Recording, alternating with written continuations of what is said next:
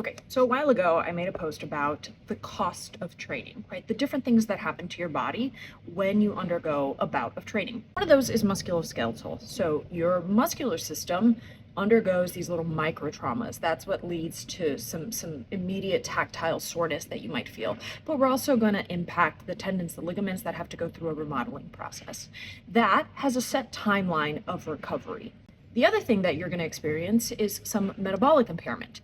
When you undergo training that is stressful for your body, you're normally going to see an increase in inflammatory markers, and that's systemic, right? It's not just localized in your bicep or in your quad. It's all over your body that your body is experiencing these changes in its metabolic outcome. The next thing that gets impacted is your neurocognitive performance. You might find that it's just harder to coordinate movement. And then lastly, we're going to see changes in immune function. Some athletes, after a strenuous bout of training, will start to feel sick-like symptoms, right? Maybe a scratchy throat, a runny nose, things like that. That is an impact to your immune system that takes a little bit of time to recover from.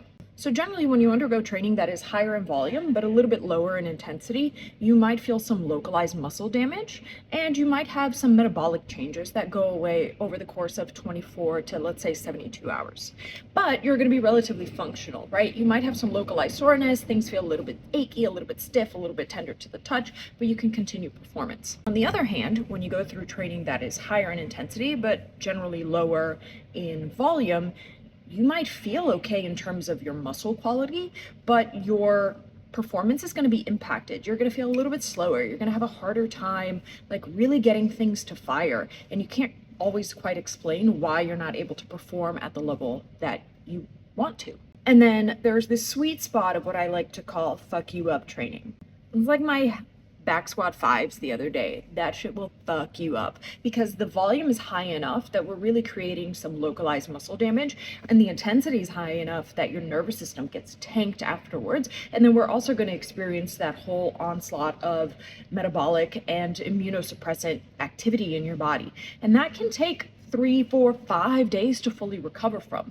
So what do? You don't totally stop training in between. It's not like we have one bout of training and then 5 days later you train again. We're not going to make progress that way. So what you do is you modify training along the way between point A of hard exercise bout to feeling 100% recovered. Let's take my training, for example. Here's what I did. Heavy back squats on Friday. Normally I would train Saturday, but I was already feeling it by the next day, really by later that day. So I moved my rest day to Saturday and I trained on Sunday instead. That training was not good. It was super sore, not quite moving at the rate I wanted to. Everything felt heavy, everything felt slow. But I needed to do something and move anyway.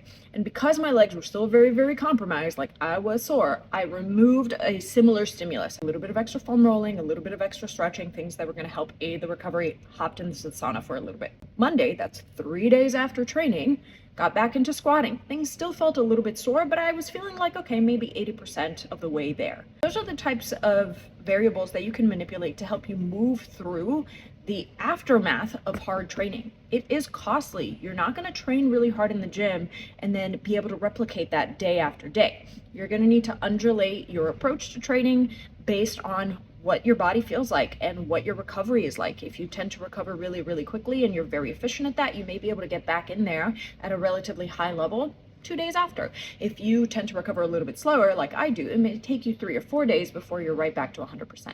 And that's totally fine. Adjust your schedule, adjust the volume, add additional recovery protocol if you need to, and remove things that are too similar from the affected area, and then see how that goes.